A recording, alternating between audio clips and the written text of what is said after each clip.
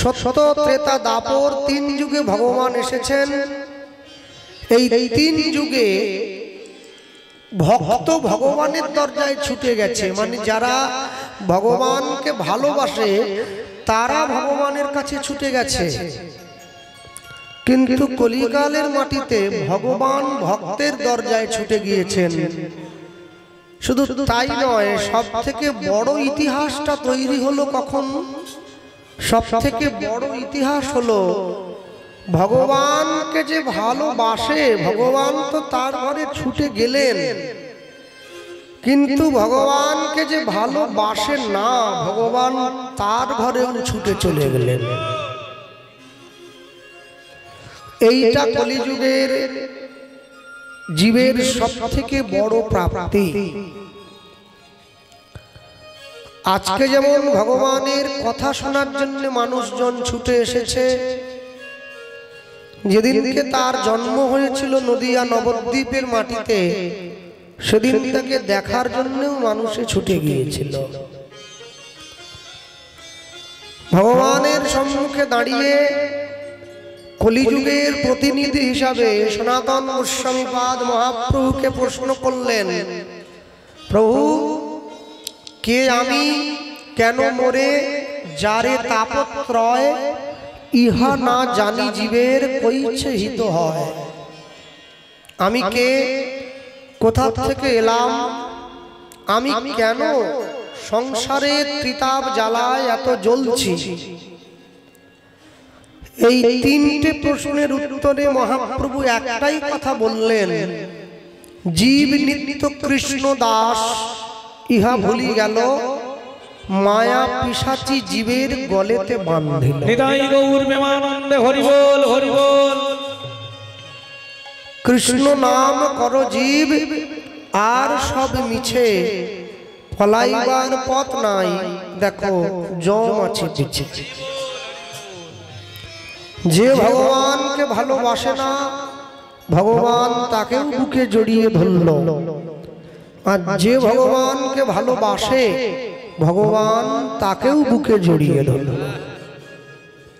এখন আজকে যে রাজার লাটে কীর্তন হচ্ছে, কে যাবি ভাই ভবসিন্ধু পার। নদী পার হওয়ার জন্য নৌকোর দরকার হয়, নৌকোতে উঠে মানুষ নদী পার হতে পারে।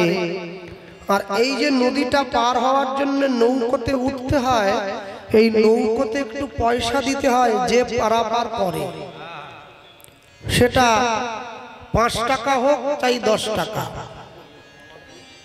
এখন এই যে নদীটা পার হয়ে চলে যাচ্ছে, আজকে আপনাদের রাজারলাটে কীর্তন হচ্ছে, এই রাজারলাট গ্রামের পাশেই একটা ছোট্ট নদী আছে।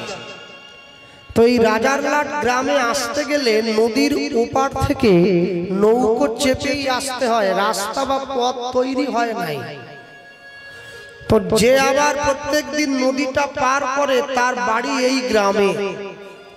তো গ্রামের মানুষজন যারা এই হরিনাম আয়োজন করেছেন, হরিনাম যজ্ঞের আয়োজন করেছেন, তারা সকলে মিলে সেই নৌকোর যে মাঝি, তার বাড়ির দরজায় গিয়ে দাঁড়ায়। নিতাই গৌর প্রেমানন্দে হরি বল, হরি বল, হরি বল।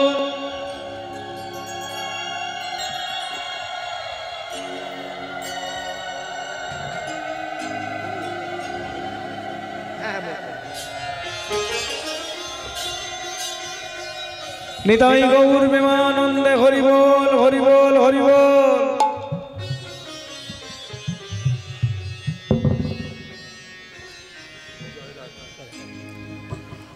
তো তারা সবাই মিলে গিয়ে ছুটে দাঁড়িয়েছে যার বাড়ি এই গ্রামে, যে নদীটা পারাপার করে।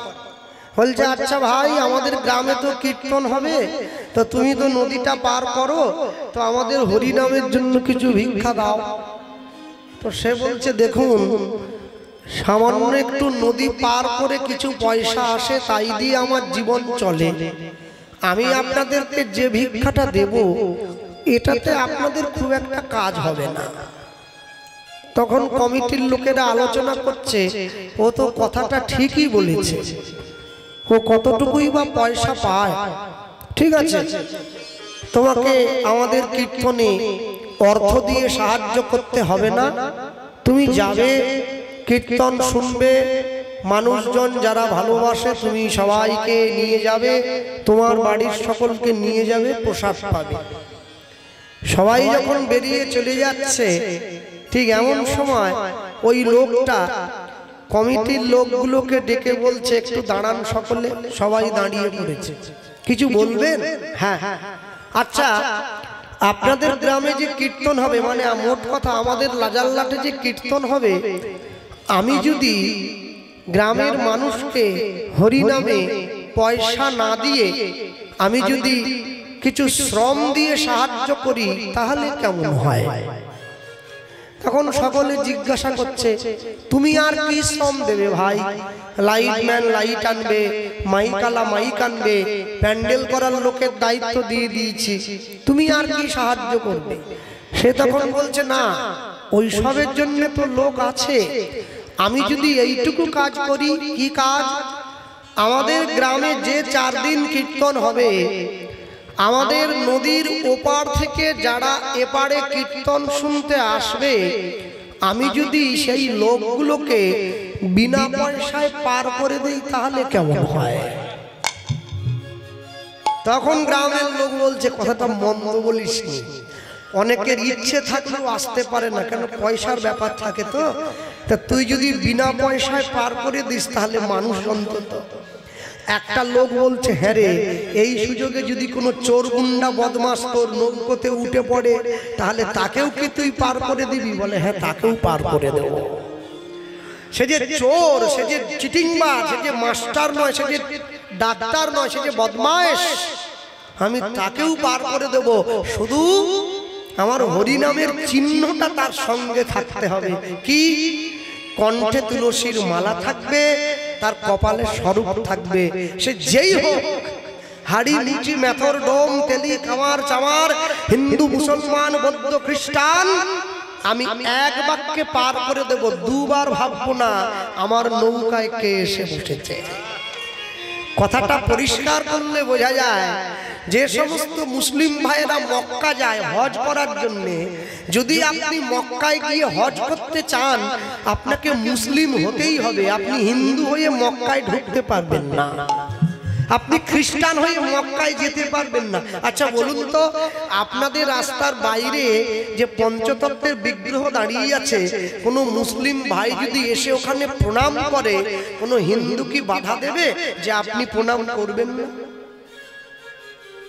এটাই সনাতন ধর্ম।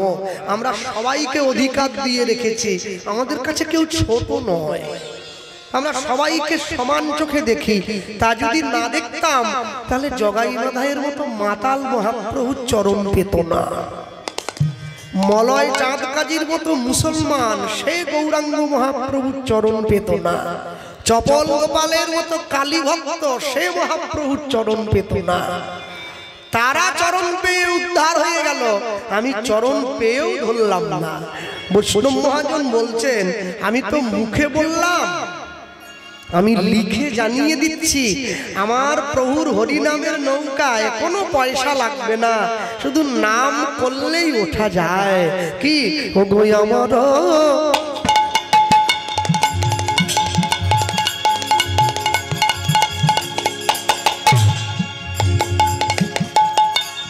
ওগো আমার চৈতন্য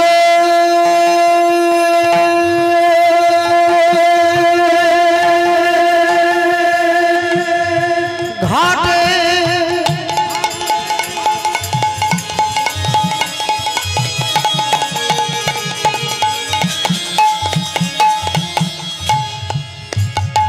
আদান আদান কোনো দান লাগে না, আদান খেয়া বয় উলুধ্বনি আমারও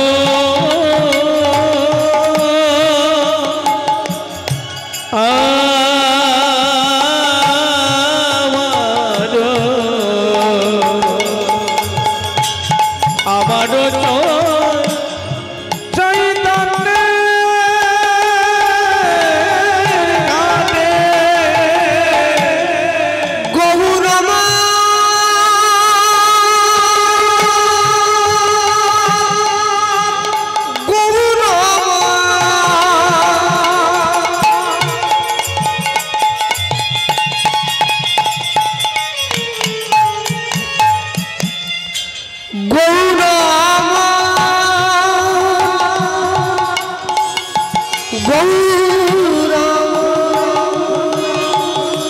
গৌরা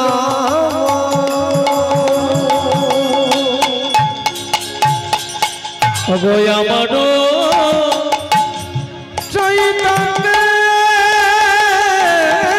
ঘাটে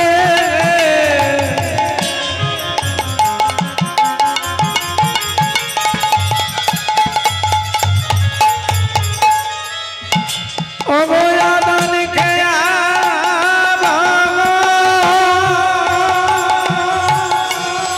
জড়য়ন্ধ আতুর সব অনায়াসে পার হয় ওগো আমার চৈতন্যের ঘাটে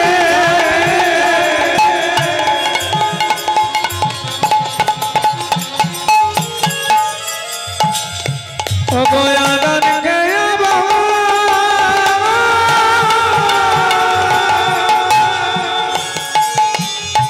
ওগো জড়য়ন্ধ আতুরি অনায়াসে পার সে যে লয়ে হরি নামের তরি সে যে লয়ে মারি নামের তরি সে যে লয়ে হরি নামের তরি সে যে লয়ে মারি নামের তরি ও যে নদিয়াতে অবতরি সে যে লয়ে মারি নামের তরি ও যে হরি হয়ে বলছে হরি সে যে লয়ে মারি নামের তরি ও যে নাম সংকীর্তন প্রচার করি ও যে মোদের সবার গৌর হরি ও যে গোলকের হরি ভুলকের নাম ধরি জীবের হাতে ধরি আর পায়ে পড়ি ও যে প্রেমানন্দে কাহে হরি হরি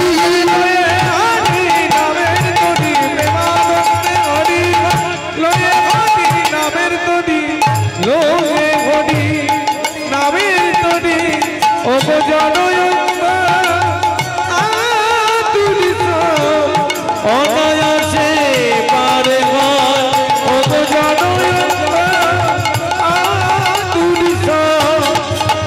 অনায়াসে পারে যে ভগবানকে ভালোবাসলো ভগবান তাকেও নাম দিল, যে ভগবানকে ভালোবাসেনি ভগবান তাকেও নাম দিয়েছে। আস্তে আপনারা সকলে কীর্তন শুনতে বসে কুরুক্ষেত্রের কথা শোনেন, রামায়ণের কথা শোনেন, মহাভারতের কথা শোনেন। শুনুন, সারা জীবন ধরে রামায়ণ পড়লাম, মহাভারত পড়লাম, শ্রীমদ্ ভাগবত পড়লাম, আমি হরিনামে গিয়ে শুনলাম। সারা জীবন শুনতে শুনতে শুনতে শুনতে আমার এক প্রকার মুখস্থ হয়ে গেল। আমি অনেক অনেক জায়গায় কীর্তনে দক্ষিণ 24 পরগনা এলে সেই বাড়ির বয়স্ক ঠাকুমারা আমায় বলে, বাবা আমার মহাভারতটা পুরো মুখস্থ হয়ে গেছে, রামায়ণটা মুখস্থ হয়েছে। আমি বললাম, মা মহাভারত মুখস্থ হয়েছে, রামায়ণ মুখস্থ হয়েছে, তোমার কয় ছেলে? বলে আমার 3টি ছেলে 2টি মেয়ে। বললাম, মা তাহলে এই 5 জনের মধ্যে কজন ভক্ত হয়েছে? বলে কেউ হয় নাই। তাহলে তুমি সারা জীবন ধরে কি করবে? যে খাবার খেয়ে আমার পেটও ভরলো না, মনও ভরলো না, সেই খাবার আমি খাবো কি জন্য? লোকে বিড়ি খায়, লোকে সিগারেট খায়, লোকে খৈনি খায়, ও পেটও ভরে না, মনও ভরে না, শুধু পকেটের পয়সা নষ্ট হয়, শরীর খারাপ হয়। তাও কিনে কিনে খাচ্ছে, তাও কিনে কিনে খাচ্ছে। কোম্পানি যাতে লোকে না খায় সেই জন্য প্যাকেটের গায়ে লিখে দিয়েছে, cigarette smoking is injurious for health, cigarette খাওয়া স্বাস্থ্যের পক্ষে ক্ষতিকর, তাও লোকে কিনে খাচ্ছে।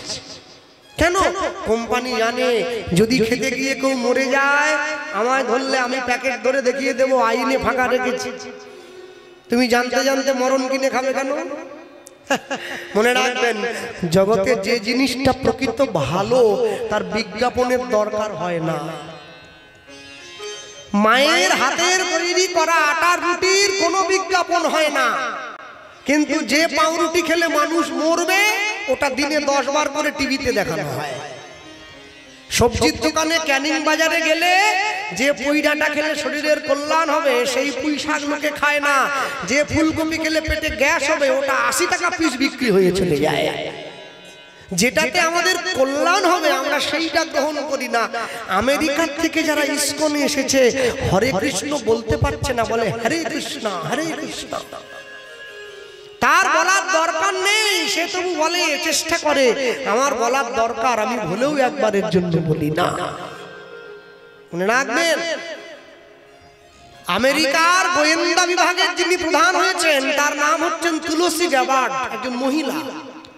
আমেরিকার মতো দেশে, পৃথিবীর সর্বশ্রেষ্ঠ শক্তিশালী দেশ, সেই দেশের মাটিতে দাঁড়িয়ে যে কিনা গোয়েন্দা বিভাগের প্রধান হলো, সেই মেয়েটা ইসকনের দীক্ষা নিয়েছে। যখন কোনো সভায় যায় আগে তার কথা শুরু করার আগে বলে হরে কৃষ্ণ। আর আমাদের পাড়ায় পঞ্চুর বাবা, ও একটা 20,000 টাকা মাসিক বেতনে চাকরি করে, ও বলে ভগবান বলে কিছু নাই, সব আমি। সারা জীবন ধরে ছেলে আমার, মেয়ে আমার, বাড়ি আমার, টাকা আমার, পয়সা আমার, সম্পত্তি আমার, পুরো ক্যানিং থানাটা আমার। আমি কোনোদিন চিন্তা করিনি সব যদি আমার, তবে আমি কার? অনেক জায়গায় গেলে লোকে বলে, দেখবেন দাদা এই দেখুন এনার সঙ্গে পরিচয় করুন, ইনি কে বলুন তো? আমি কে? ইনি হচ্ছে এই এলাকার দাদা। এলাকার দাদা হয়ে কি হবে? এলাকার সাধু হয়ে দেখাও, তবেই তো লাভ। এলাকার দাদা হয়ে কি লাভ? এলাকার সাধু হয়ে দেখাও, তবেই লাভ। এই যে মায়েরা বসে আছেন না, সারা জীবন ধরে রান্না করে শুধু ভূত খাওয়ালেন, ছেলে মেয়ে স্ত্রী পুত্র পরিবার দেওর ভাসুর ননদ শুধু খেলো, আপনার নিন্দে করলো। আজকে নুন নেই, কালকে ঝাল নেই, কালকে তেল নেই। যেদিনকে তোমার হাতের রান্না আমার গোবিন্দ সেবায় লাগবে, তুমি জানবে তোমার রান্না শেখা সফল হয়েছে। তা যদি না হয়, তুমি রাঁধুনি হলে কি করে? সংসারের জন্য হাত পুড়িয়েছ, মন পুড়িয়েছ, চোখের জল ফেলেছ, আমার গোবিন্দের জন্য একটু হাতটা পোড়াও। হাতটা তো সেই দিয়েছে, তার জন্য একটু মনটা পোড়াও, মনটা তো সেই দিয়েছে। তার জন্য 2 ফোঁটা চোখের জল দাও, জল তো সেই দিয়েছে। শোনো, তুমি জগতে যাই কিছু করো না কেন, চলে যাওয়ার আগে তোমাকে সব কিছুর হিসেব দিয়ে এখান থেকে যেতে হবে, তুমি না দিয়ে যেতে পারবে না। এই যে দেখুন আপনাদের পিছনে লেখা আছে হালদার জুয়েলার্স, সোনার দোকানদার। পুজোর সময় প্যান্ডেলে প্যান্ডেলে কীর্তন করতে যেতাম, ওই দেখুন নিচে লেখা আছে অফার উপহার। সোনার গয়নার মজুরিতে 25% করে ছাড়। আরে ভাই, জীবনে হরিনাম আশ্রয় করতে পারলে 100% ছাড় হয়ে চলে যাবে। 25 কি দরকার? 25 নিয়ে তুমি কি করবে? 100 নাও। বলতেই পারেন গোপাল কৃষ্ণ কি করে 100 ছাড় হচ্ছে? হবে না। এমনও লোক আছে যে দুপুরবেলা খেয়ে দিয়ে বিছানায় গিয়ে শুয়েছে, আর হরে কৃষ্ণ রাধে রাধে জয় নিতাই উচ্চারণ করতে করতে ঘুমের মধ্যে প্রাণটা চলে গেল। এটা 100% ছাড়। আর এমনও লোক আছে যে 10 বছর বিছানায় পড়ে আছে, পায়খানা পেচ্ছাপ করে গায়ে মেখে নিচ্ছে, মরতে চায় কিন্তু মরে না, ওটা 25% ছাড়। তোমাকে সিদ্ধান্ত নিতে হবে তুমি কোন ছাড়টা নিতে চাও, 25 না 100। তাহলে মহাপ্রভু নৌকা দিল, নৌকোর মাঝিকে জানেন? আমাদের শ্রী গুরুদেব, যার যা গুরুদেব আছে সে এসে দাঁড়িয়েছে। হ্যাঁ, হরি নামের নৌকা খানি শ্রী গুরু কান্ডাদি, হরি নামের নৌকা তাই হরি শ্রী গুরু কান্ডাদি, হরি নামের নৌকা খানি শ্রী গুরু কান্ডাদি, হরি নামের নৌকা শ্রী গুরু কান্ডাদি, সংকীর্তন করা হলো দুবাহু প্রসাদী, সংকীর্তন করা হলো দুবাগোপাসারি সংকীর্তন করা দুবাহু প্রসাদী সংকীর্তন করা দুবাগোপাসারি সকল জীব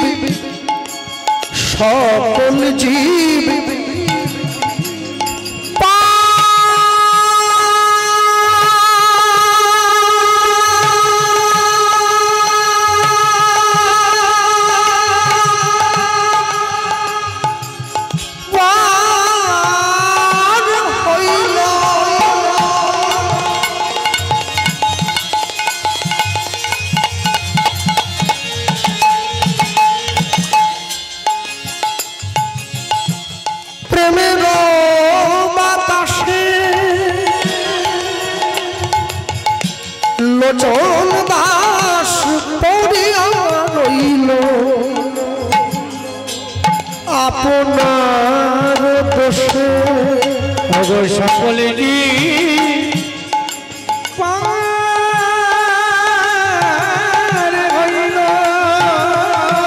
ছুটে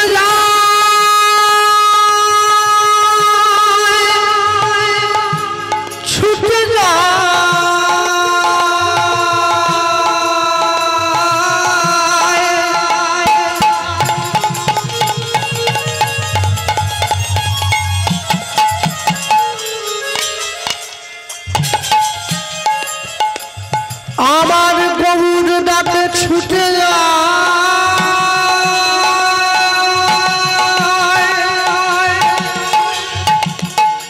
আমার নিতাই ডাকে ছুটে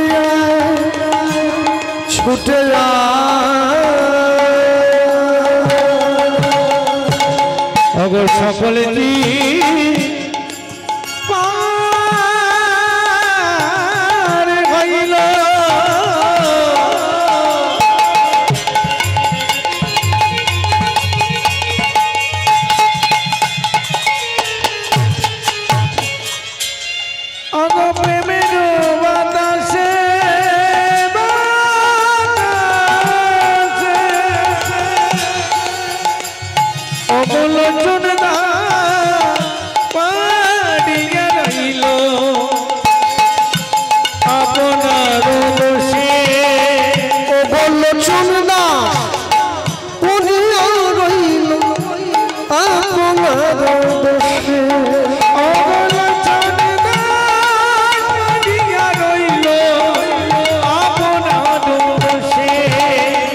আমি এক মুখে বলতে নারি আমি এক মুখে বলতে নারি আমার নিতাই গৌরের লীলা মাধুরী এক মুখে বলিতে নারি আমি যতবার বলি ততবার হারি মুখে বলিতে নারি ও যাই রে প্রেমের বলিহারি আমি এক মুখে বলিতে নারি আমি এক মুখে বলবো কত নিতাই হরিব এক মুখে বলবো এক মুখে বলিতে নারি এক মুখে বলিতে নারি ও বলোচন পাড়িয়া রইল আপনার দোষে ও বলোচন পাড়িয়া রইল আপনার দোষে সব জীব পার হইল প্রেমের বাতাসে প্রেমের বাতাসে লোচন দাস পড়িয়া রইল আপনার দোষে আপনার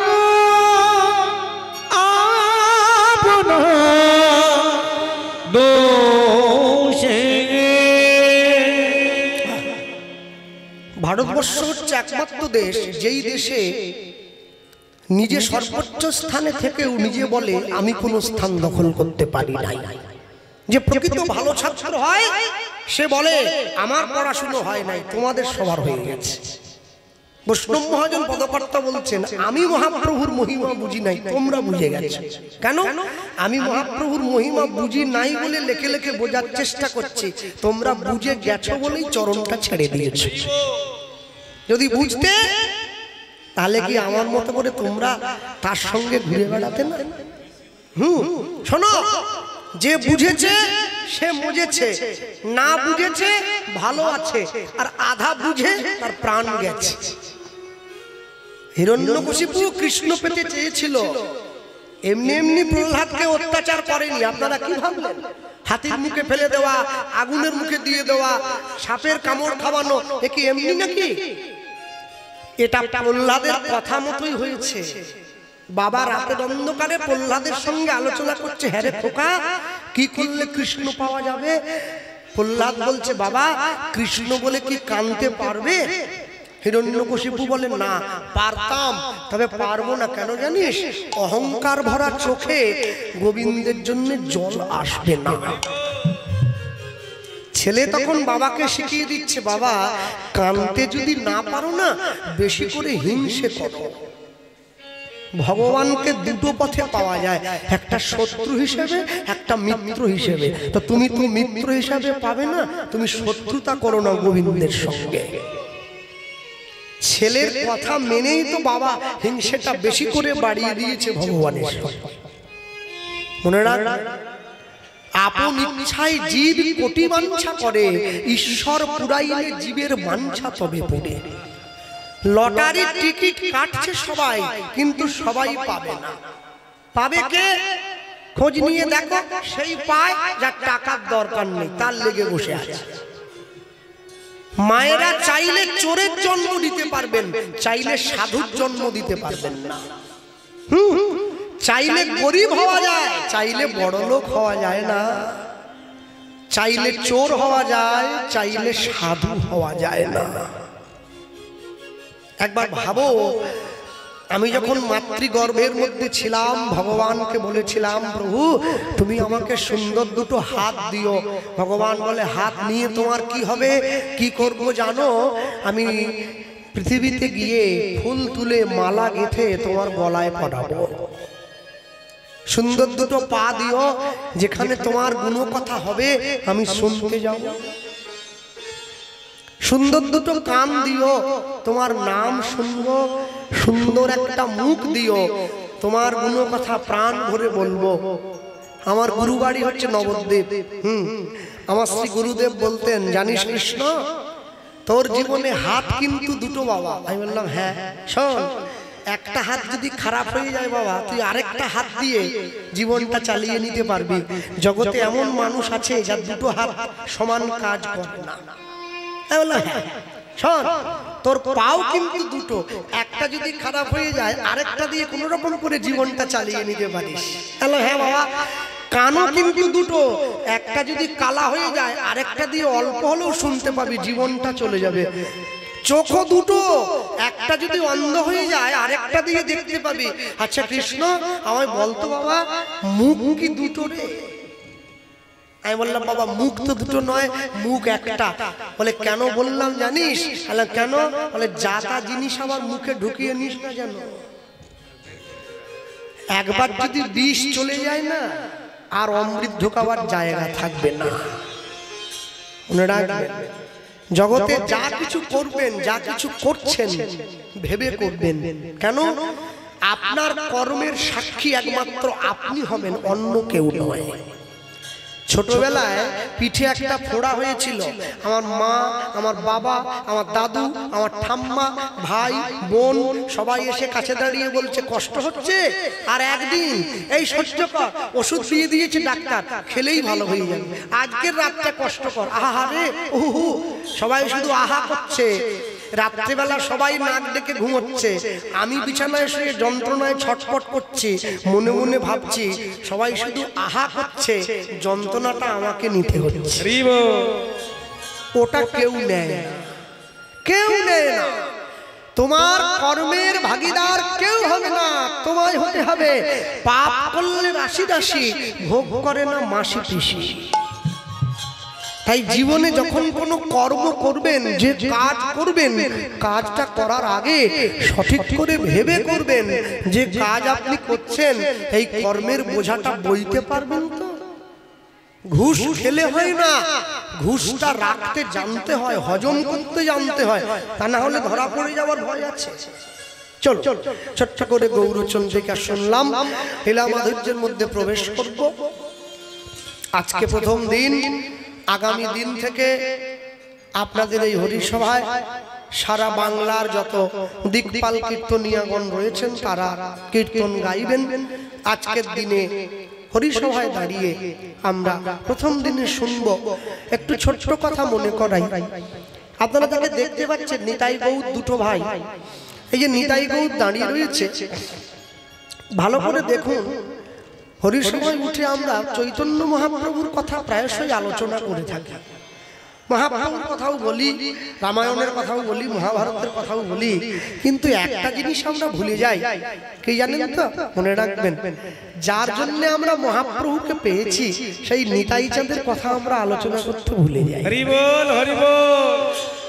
নিতাই চাঁদ হচ্ছেন একমাত্র ব্যক্তি যে আমাদেরকে গৌর পাওয়ার জন্য সাহায্য করেছে। যদি নিতাই না আসিত, নিমাইকে কি চিনত লোকে? আমি যে তিলক করেছি, এই যে তিলক, এই তিলকটা দেখবেন অনেক অনেক শ্রাদ্ধ বাসরে অনেক অনেক ব্রাহ্মণ ঠাকুর ছেলে মেয়ে শ্রাদ্ধ করার সময় বলে, কিরে দীক্ষা নিয়েছিস? বলে না ঠাকুর মশাই এখনো নেইনি। আয় বাবা মায়ের কাজ করবি, তিলক দিতে হবে তো। সাজার জন্য তিলক দেয়, যে তিলকটা সাজার জন্য দেয় ওটা কিন্তু নিত্যানন্দ তিলক। আপনি গদাধর তিলক করতে চাইলে আপনাকে গদাধর পরিবারের আশ্রিত হতে হবে। আপনি শ্যামানন্দ তিলক করতে চাইলে আপনাকে শ্যামানন্দ ঘরে আশ্রিত হতে হবে। আপনি বক্রেশ্বর তিলক করতে চাইলে বক্রেশ্বর ঘরে আশ্রিত হতে হবে। আমার নিতাই চাঁদের জন্য সব ছাড়। মেরেছিস কলসির কানা, তা বলে কি প্রেম দেব না? কে বলেছে? নিতাই চাঁদই প্রথম গিয়ে বলেছে। এমন করুণার ঠাকুর আর হবে না, আর কোনদিন হবে না। নিতাই চাঁদের মতো এত মন খুলে হরিনাম প্রচার জগৎ মাটিতে দ্বিতীয় কোনো ব্যক্তি করতে পারেন নাই। এত উদাত্ত কণ্ঠে হরিনাম প্রচার যিনি করলেন। হরিসভায় দাঁড়িয়ে সবার আগে বলবো, শ্রীকৃষ্ণ চৈতন্য মহাপ্রভু তিনি জীবনে দুবার বিয়ে করলেন। প্রথম স্ত্রী লক্ষ্মীপ্রিয়া, পরেরটা বিষ্ণুপ্রিয়া। প্রথম বিয়েটা নিজের ইচ্ছায় করলেন, দ্বিতীয় বিয়েটা মায়ের ইচ্ছায় করলেন। ছেলে যখন বিয়ে করতে যায়, মায়ের পায়ে হাত দিয়ে প্রণাম করে মাকে বলে যায়, মা আশীর্বাদ করো, তোমার জন্য দাসী আনতে যাচ্ছি। নিমাই গিয়ে মায়ের পায়ে হাত দিয়ে প্রণাম করেছে, মা আশীর্বাদ করো, তোমার জন্য দাসী আনতে যাচ্ছি। সচিমা যেই নিমাইয়ের মাথায় হাত দিয়েছে, সঙ্গে সঙ্গে নিমাই বলছে, মা এতদিন পর্যন্ত কেঁদেছিলাম নদিয়াবাসীর জন্য, আজকে বিয়ে করে তোমার দাসী তোমার চরণে দিয়ে আমি কাঁদবো জগৎবাসীর জন্য। এই কথার মধ্যে যে কি লুকিয়েছিল সচিমা বুঝলো না। মহাপ্রভুকে বিয়ে করতে পাঠিয়ে দিয়েছে। বিয়ে করে এসে সচিমায়ের হাতে বিষ্ণুপ্রিয়ার হাতটা ধরিয়ে দিয়ে বলছে, মা এই রইল তোমার দাসী, এবার আমায় বিদায় দাও, এবার আমি আসি। সাকিরে নিমাই, বৌমাকে নিয়ে একটু ফুলসজ্জার ঘরে বস, আমি যুগল দর্শন করব।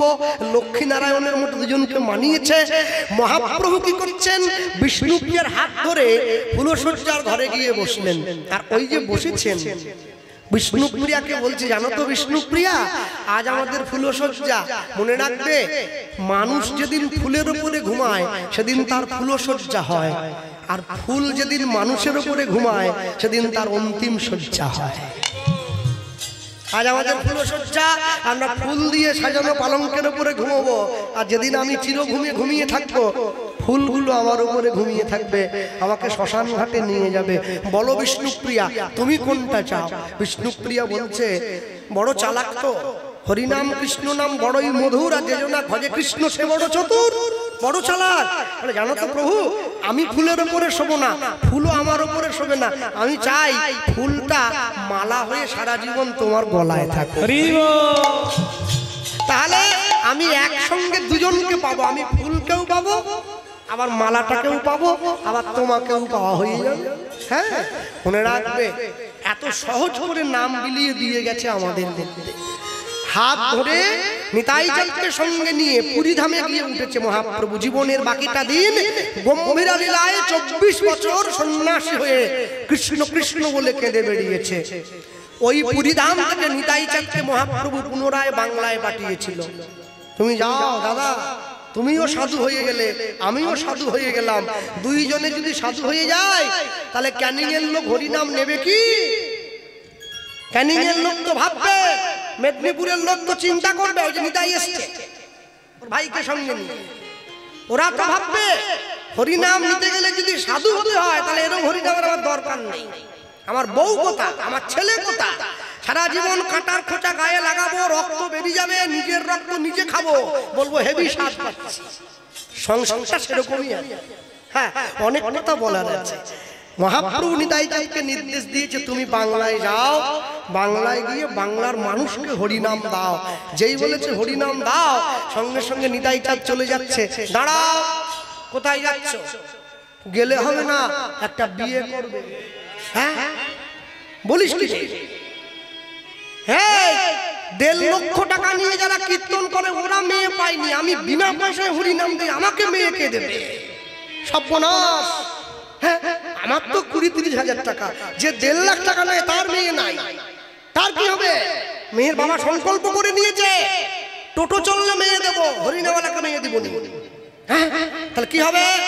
হাত ধরে নিয়েছে মহাপ্রভু। শুধু বিয়ে করলে হবে না, সন্তানের জন্ম দেবে, সংসারে থাকবে, হরিনাম প্রচার করবে, তবে তো বাংলার মানুষ বুঝবে সংসারে থেকেও কৃষ্ণ নাম করা যায়। কৃষ্ণের সংসার করবে, ছাড়ি অনাচার। এক মুসলিম ভাই মুর্শিদাবাদে কীর্তনে গিয়ে আমাকে জিজ্ঞাসা করেছিল, হ্যাঁ কৃষ্ণবাবু বলুন, আচ্ছা আপনি এই কপালে তিলক কেটেছেন কি জন্য? আলেন দাদা, ওটা তিলক কাটা নয়, তিলক সেবা। আরে ওই হলো কাটা সেবা, ওই হলো না দাদা, কাটা তো মুরগি, কাটা তো ছাগল, তিলক কাটা কি করে হবে? বলে না, আমরা কাটাই বলবো। আচ্ছা বেশ, আমি ইউটিউবে আপনার কীর্তন শুনেছি, ভালো লেগেছে, তা আপনি কপালে তিলক দিয়েছেন কি জন্য? আমি বলি কি দাদা, মনে মনে ভাবছি কি করে বোঝাই তোমাকে। তা আমি দেখলাম ও আবার টুপি পরে আছে, ছোট টুপি, ও টুপিতে রোদ্রু যায় না।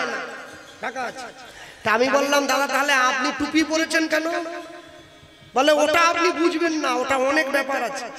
তা আমি বললাম যে ওটা যেমন আমি বুঝবো না, এটাও তেমনি আপনি বুঝবেন না, অনেক ব্যাপার আছে। মানে আপনি ঠিক যেই কারণে টুপিটা পরেছেন, আমি ঠিক সেই কারণে তিলকটা করেছি। শোনো, তিলক কৃষ্ণ ভক্তির পরিচয় হলে হবে না, তিলক তো রাষ্ট্রভক্তির পরিচয়। জগতের সব কিছু বিদেশি হয়ে গেছে, খাওয়া, ঘুম, নাওয়া, পড়া, পোশাক, আশাক, শিক্ষা সব বিদেশি। একটা জিনিসই দেশি আছে, সেটা হচ্ছে এই তিলকটা।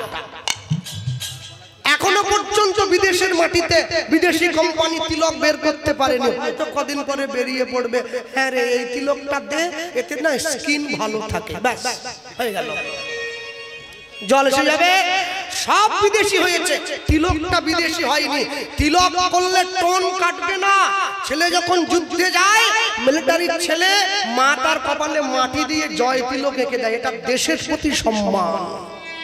ও আমার দেশের মাটি, তোমার পরে ঠেকাই মাথা। দেশের মাটিতে মাথা ঠেকালে মাটি কপালে লাগবে। হ্যাঁ, আর বাংলার মাটিতে জন্মে, বাংলার খেয়ে, বাংলা মায়ের পরে যারা তিলককে অপমান করে, যারা তিলককে খারাপ চোখে দেখে, তাদেরকে আমি গাধা বলে বললাম। এর থেকে ছোট কথা আমি আর বলবো না। হ্যাঁ, সাধু ছিল বলে সংস্কার আছে, সৈন্য ছিল বলে দেশ বেঁচে আছে। মনে রাখবে, প্রদীপের যদি বাতিটা না থাকে, প্রদীপটা বেঁচে থেকে কি হবে? যদি ধর্মটা না থাকে, জাতিটা কি করে বাঁচবে? জাতিটা এমনি নষ্ট হয়ে যাবে। সবার আগে ধর্মটাকে বাঁচিয়ে রাখতে শিখবে। মহাপ্রভুর কথা মতো নিতাই চাঁদ পুনরায় বাংলায় ফিরে আসছে। বাংলায় ফিরে এসে বাংলার মানুষকে হরিনাম দিয়েছে। হরিসভায় দাঁড়িয়ে হরিবাসরে দাঁড়িয়ে আমাদের হরিসভার প্রথম দিনের সান্ধ্যকালীন কীর্তন লীলা মাধুর্য আস্বাদিত গীতব্য। কীর্তন কোনোদিন বিষয় হয় না, বিষয় ইতিহাস, বিষয় ভূগোল, বিষয় বাংলা। কীর্তন বিষয় নয়, আস্বাদিত গীতব্য লীলা মাধুর্য শ্রীপাদ নিত্যানন্দের সংসার। নিতাই গৌর প্রেমানন্দ হরি বল হরি বল। হাতটা ধরে নিয়েছে, কে ধরলো? মহাপ্রভু ধরেছে। আর ধরে কি বলছে? তুমি শোনো শোনো,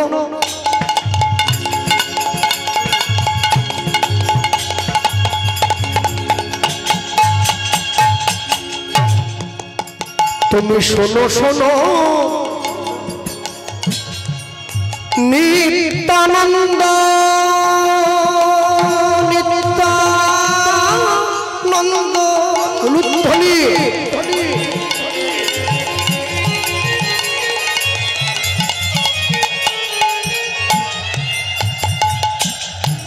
এই কলির জীব, এই কলির জীব, এই কলির জীব সব জন্ম অন্ধ। শোনো শোনো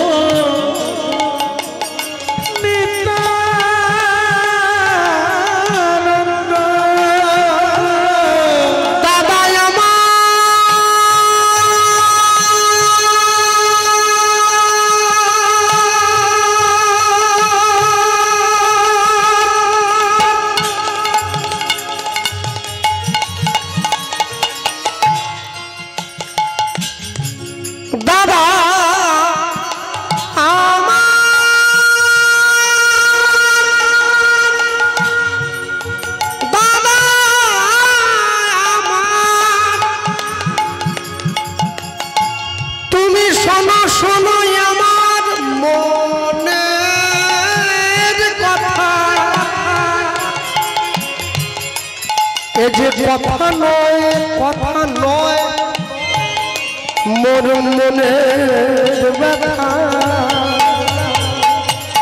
ওগো শোনো শোনো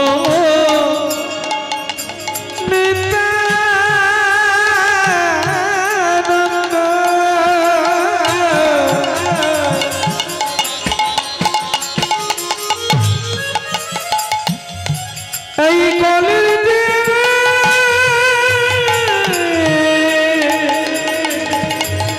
সবই জন্ম। দাদা বলিলেও মুখে বলিলেও কেউ না লয় কৃষ্ণ নাম, মুখে বলিলেও কেউ না লয় কৃষ্ণ নাম। দাদা বলিলেও না লয় কৃষ্ণ নাম, দাদা বলিলেও না লয় কৃষ্ণ নাম। দাদা মধুর কৃষ্ণ নাম কেউ নিল না, দাদা মধুর কৃষ্ণ নাম কেউ নিল না। সবাই বিষয় রসে মেতে রইল, দাদা মধুর কৃষ্ণ নাম কেউ নিল না। শুধু মিছে মায়ায় বদ্ধ হয়ে রইল। দাদা মধুর কৃষ্ণ নাম কেউ নিল না। তুমি শোনো শোনো আমার কথা, কৃষ্ণ নাম কেউ নিল না। এ যে কথা নয় আমার মনের ব্যথা। দাদা কৃষ্ণ নাম কেউ নিল না। তুমি প্রতি ঘরে ঘরে যাইবে, কৃষ্ণ নাম কেউ নিল না। জীবকে কৃষ্ণ কৃষ্ণ বলাইবে, দাদা কৃষ্ণ নাম কেউ নিল না। বলি এই আমার মনের ইচ্ছা তাই গৌর হইব।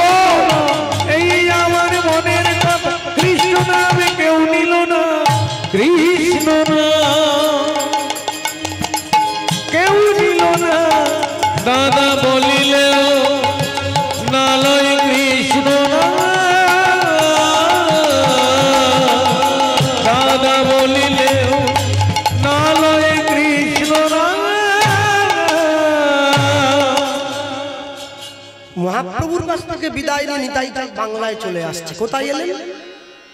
হুগলি জেলার ব্যান্ডেল থেকে 21 কিলোমিটার দূরে একটা গ্রাম পড়ে, যে গ্রামটার নাম হচ্ছে আদিসপ্তক গ্রাম।